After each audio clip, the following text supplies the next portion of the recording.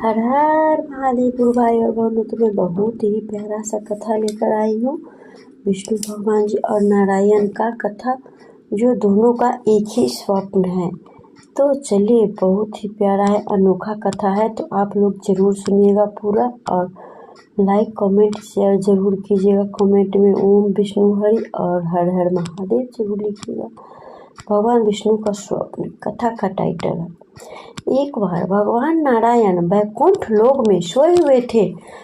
उन्होंने स्वप्न में देखा कि करोड़ों चंद्रमाओं की कले कतवारे, त्रिशूल डमरूधारी, स्वर्ण भरण भूषित नरेंद्र वंदित सिद्धि शोभित त्रिलोचन भगवान शिव प्रेम और अनंत तरीके से अनंत मग्न होकर उनके सामने नृत्य कर रहे हैं।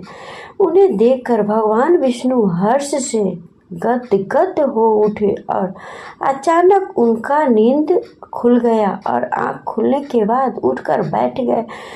कुछ देर तक ध्यान अस्त बैठे रहे। उन्हें इस प्रकार बैठे देख माता लक्ष्मी जी ने पूछा, हे नारायण, हे स्वामी भगवान, आपके इस प्रकार अचानक निद्रा से उठकर बैठने का क्या कारण है? भगवान विष्णु कुछ देर तक उनके इस प्रश्न का कोई उत्तर नहीं दिया और अनंत में निम्न होकर चुपचाप बैठे रहे। कुछ देर बाद हर्षित होते हुए बोले, खुश होते हुए बोले, हे देवी, मैंने अभी स्वप्न में भगवान श्री महेश्वर त्रिकालदर्शी का दर्शन किया है। उनकी छवि ऐसी अपूर्ण, आनंदमयी और मनमोहक थी कि देखते ही बनती थी।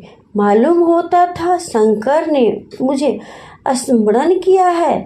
उन्होंने बताया, हे देवी, लगता है शंकर जी ने मुझे याद किया है। अहो भाग्य! तो महादेव नारायण जी कहते, अहो भाग्य, चलो कैलाश में चलकर हम लोग महादेव के दर्शन करें। ऐसे विचार कर दोनों विष्णु और माँ लक्ष्मी कैलाश की ओर चल दिए। भगवान विष्णु दर्शन के लिए कैलाश मार्ग पर आधे दूर गए ही होंगे। देखते हैं भगवान शंकर स्वयं गिरजा माता पार्वती के साथ उनकी ओर चले आ रहे हैं। अब भगवान के आनंद का तो कोई ठिकाना ही नहीं रहा, खुशी का कोई ठिकाना ही नहीं रहा। मानो घर बैठे निधि मिल गई हो। पास आते ही दोनों परस्पर बड़े प्रेम से मिले। ऐसा लगा मानो प्रेम और आनंद का समुद्र उमड़ रहा हो। एक दूसरे को देखकर दोनों के नेत्रों में आनंद आंसू बहने लगे और शरीर फूल कमान हो गया। दोनों ही एक दूसरे से लिपटे हुए कुछ देर मुखवत खड़े रहे। प्रश्नों उत्तर होने पर मालूम हुआ कि शंकर जी को जो भी रात्रि में इसी प्रकार मालूम हुआ कि शंकर जी को भी रात्रि में इसी प्रकार का स्वप्न हुआ, जिस प्रकार विष्णु हरि का स्वप्न हुआ था। विष्णु भगवान को वे उनके रूप में देखकर, जिस रूप में वह उनके सामने खड़े थे, उसी रूप में वो उन्हें देखकर बड़े ही खुश हो गए। दोनों के स्वरूप के वित्रांतन से आगमन होने के बाद दोनों एक दूसरे को अपने निवास से ले जाने की आग्रह करने लगे और विष्णु हरि कहने लगे, आप बैकुंठ चले, और महादेव कहने लगे, आप कैलाश चले। इस तरह दोनों को एक दूसरे की आग्रह करते करते नारायण ने कहा कि एक दूसरे के निवास ले जाने का आग्रह करने लगे। नारायण ने कहा कि बैकुंठ चलो, और भोलेनाथ कहने लगे कि कैलाश की ओर प्रस्थान किया करो।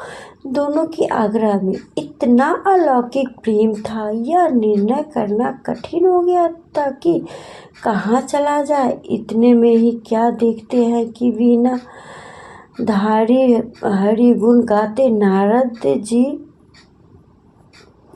कहीं से आ निकले। बस फिर क्या था, लगे दोनों उनसे निर्णय करने कि कहाँ चला जाए, बैकुंठ चला जाए या कैलाश चला जाए। बेचारे नारद जी तो स्वयं परेशान थे। उस अलौकिक मिलन को देखकर तो वे स्वयं अपनी शुद्ध बुद्ध खोकर मग्न हो गए। मस्त होकर दोनों के गुणगान करने लगे। अब निर्णय कौन करे। अंत में यह तय हुआ कि भागवती उमा जो कह रही है वही ठीक है। भगवती उमा पहले तो कुछ देर चुप रही, अंत में वे दोनों की ओर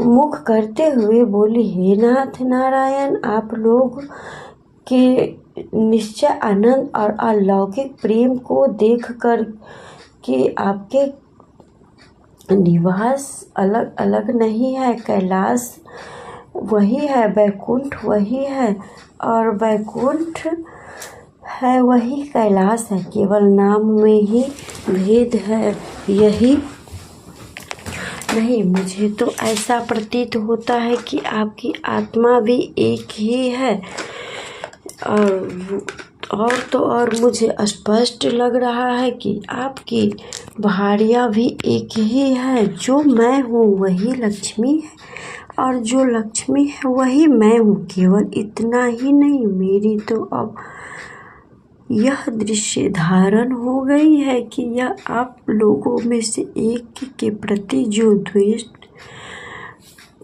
करता है वह मानो दूसरे के प्रति करता है। एक की जो पूजा करता है वह मानो दूसरे की पूजा करता है। तो मैं तय समझाती हूँ कि आप दोनों में जो भेद मानता है उसका चिरकाल तक घोर पतन होता है। मैं देखती हूँ कि आप मुझे इस प्रसंग में अपने मध्य अष्ट बनाकर मानो मेरी प्रशंसा कर रहे हो, मुझे असमंजन में डाल रहे हो, मुझे भुला रहे हो। अब मेरी यह प्रार्थना है कि आप लोग दोनों अलग अलग लोकों में पधारिए। विष्णु यह समझते कि हम शिव में बैकुंठ जा रहे हैं और महेश्वरिया माने कि हम विष्णु रूप में कैलाश गमन कर रहे हैं। इस तरह उत्तर सुनकर दोनों परम प्रसन्न हुए और भगवती उमा की प्रशंसा करते हुए दोनों ने एक दूसरे को प्रणाम किए और अत्यंत हर्षित होकर अपने लोक को प्रस्थान किया। लौटकर जब श्री विष्णु हरि बैकुंठ पहुँचे तो श्री लक्ष्मी जी ने उनसे प्रश्न किया, हे प्रभु, आपको सबसे अधिक प्रिय कौन है? भगवान बोले, प्रिय मेरे प्रियतम केवल शिव शंकर है। देवधारियों को अपने देह की भांति मुझे आकरण ही प्रिय है। एक बार और श्री शंकर दोनों पृथ्वी पर घूमने निकले। मैंने प्रीतम को खोज में इस आश्चर्य से निकला था कि मेरी इस तरह की अपने प्रियतम की खोज में देश देशांतर में भटक रहा होगा, वही मुझे आकरण प्रिय होगा। थोड़ी देर बाद मेरी श्री शंकर जी से भेंट हो गई। वास्तव में मैं ही जन्मवर्धन हूँ और मैं ही महादेव का अलग दो घड़ों में रखे हुए जल की भांति मुझे और उनसे कोई अंतर नहीं है। शंकर जी के अतिरिक्त शिव की चर्चा करने वाला शिव भक्त भी मुझे अत्यंत प्रिय है।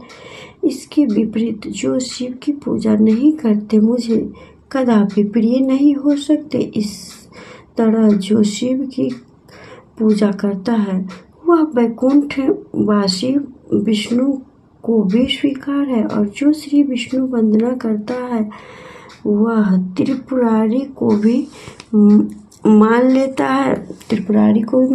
है। तो दोस्तों, कैसी गुरु भाई और बहनों कैसी लगी ये कथा? अच्छी लगी तो कमेंट जरूर कीजिएगा। मेरे चैनल प्रतिभा भक्ति को सब्सक्राइब कीजिएगा। हर हर महादेव।